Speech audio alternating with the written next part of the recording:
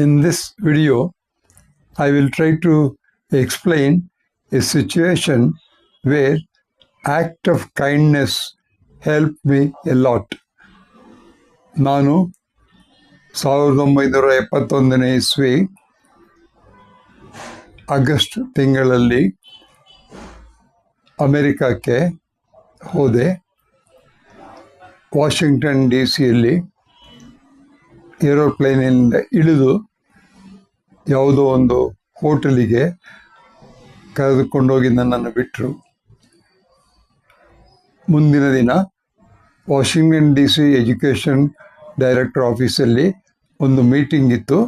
ಆ ಮೀಟಿಂಗ್ ಆದಮೇಲೆ ನನ್ನನ್ನು ಈಸ್ಟ್ ಆರೆಂಜ್ ಅಂತಕ್ಕಂಥ ಒಂದು ಸ್ಥಳ, ನ್ಯೂಯಾರ್ಕ್ ಸ್ಟೇಟಿಗೆ ಸುಮಾರು 60-70 ಕಿಲೋಮೀಟರ್ ದೂರದಲ್ಲಿತ್ತು. ಆ ಒಂದು ಸ್ಥಳಕ್ಕೆ ಈಸ್ಟ್ ಆರೆಂಜ್ ಪಬ್ಲಿಕ್ ಹೈಸ್ಕೂಲ್ ಅನ್ನೋ ಒಂದು ಸ್ಕೂಲಿಗೆ ನನ್ನನ್ನು ವಿಜ್ಞಾನದ ಉಪಾಧ್ಯಾಯನಾಗಿ ಪೋಸ್ಟ್ ಮಾಡಿದರು.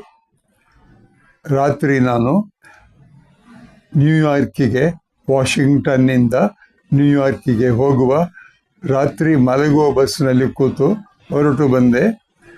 ಬೆಳಿಗ್ಗೆ 6:30ಗೆ ನ್ಯೂಯಾರ್ಕ್ ಬಸ್ ಸ್ಟ್ಯಾಂಡಿಗೆ ಬಸ್ಸು ಬಂದು ನನ್ನನ್ನು ಇಳಿಸಿತು.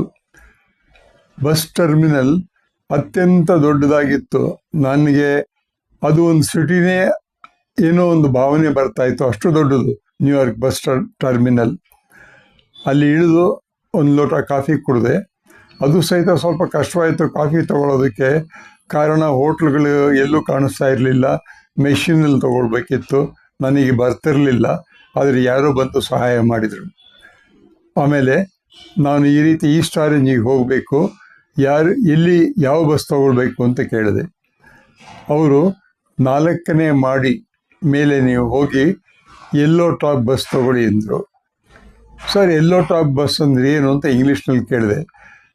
Yellow top bus is that bus that goes to East Orange City, please take yellow top bus ಅಂತೇಳಿ ಹೊರಟೋದು. ಸರಿ, ನಾನು 4 ಮಾಡಿ ಹತ್ತೋದಕ್ಕೆ ಏನು ಮಾಡಬೇಕು ಅನ್ನೋದರಲ್ಲಿ ಅಲ್ಲಿ ಯಾರೋ ನನಗೆ ಹೇಳಿದರು, ಆ ಒಂದು ಲಿಫ್ಟನ್ನು ತಗೊಳ್ಳಿ, ಅಲ್ಲಿಗೆ ಹೋಗುತ್ತೆ ಅಂತ. ಲಿಫ್ಟ್ ತೊಗೊಂಡು ನಾನು ಮೇಲೆ ಬಂದೆ. ಅಲ್ಲಿ green top, blue top, yellow top ಬಸ್ಸುಗಳು ಎಲ್ಲ ನಿಂತಿದ್ವು. ಯೆಲ್ಲೋ ಟಾಪ್ ಬಸ್ಸನ್ನು ಹುಡುಕೊಂಡು ಬಂದು ಈಸ್ಟ್ ಆರೆಂಜಿಗೆ ಹೋಗಬೇಕು ನಾನು ಅಂತ ಕೇಳಿದೆ. ಕುಳಿತುಕೊಳ್ಳಿ ಅಂಥೇಳಿ ಒಂದು ಟಿಕೆಟ್ ಕೊಟ್ಟರು. 40 ನಿಮಿಷ ಪ್ರಯಾಣ ಮಾಡಿದ ಮೇಲೆ ಈಸ್ಟ್ ಆರೆಂಜ್ ಬಸ್ ಸ್ಟಾಪ್ ಅಲ್ಲಿರಲಿಲ್ಲ, ರೋಡ್ನಲ್ಲಿ ನಿಲ್ಲಿಸಿದರು. ಆಗ ಸುಮಾರು 3:45-4 ಗಂಟೆ ಆಗಿತ್ತು. 3:45-4 ಗಂಟೆಗೆ ಬಂದವನು ಅಲ್ಲಿ ನಿಂತ್ಕೊಂಡೆ. ನಾನು ಅಲ್ಲಿ ಎಲ್ಲಿಂದ ಹೇಗೆ ಹೋಗಬೇಕು ಅನ್ನೋದು ನನಗೆ ಕೊಟ್ಟಂಥ ಸ್ಥಳ YMCA ಅಂತಕ್ಕಂಥದ್ದು. ಕಾರಣ 4 ದಿನ ಶಾಲೆಗೆ ರಜಾ ಇತ್ತು. ಅಲ್ಲಿ ನೀವು ಹೋಗಿ ಫಸ್ಟು, ಆಮೇಲೆ ಪ್ರಿನ್ಸಿಪಲ್ನ ಮೀಟ್ ಮಾಡಿ ಅಂತ ಹೇಳಿದರು. YMCA ಅನ್ನೋದು ಎಲ್ಲಿದೆ ಅನ್ನೋದು ಹುಡುಕೋದು ಈಗಿನ ಕಾಲದ ಹಾಗೆ ಮ್ಯಾಪ್ ಇರಲಿಲ್ಲ. ಆಗ 71ನೇ ಇಸ್ವಿಯಲ್ಲಿ ನಿಂತ್ಕೊಂಡು ಯೋಚನೆ ಮಾಡ್ತಾ ಇದ್ದೆ. ಸುಮಾರು ಒಂದು 10 ನಿಮಿಷ ಕಳೆದಿರ್ಬೋದು. ಸುಸ್ತಾಗಿತ್ತು, ಊಟ ಬೇರೆ ಇರಲಿಲ್ಲ. ಆಗ ಯಾರೋ ಒಬ್ಬರು ಒಂದು ದೊಡ್ಡ ಕಾರು, ಶವರ್ಲೆ ಕಾರನ್ನು ನಿಲ್ಲಿಸಿ ಇಂಗ್ಲೀಷ್ನಲ್ಲಿ why are you waiting here for the past 10 minutes ಅಂತ ಕೇಳಿದರು.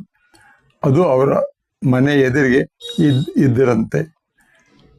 ನಾನು ಹೇಳಿದೆ, ನಾನು YMCAಗೆ ಹೋಗಬೇಕು, ಹೇಗೆ ಹೋಗಬೇಕು ಅನ್ನೋ ದಾರಿ ಗೊತ್ತಿಲ್ಲ ಅಂತ.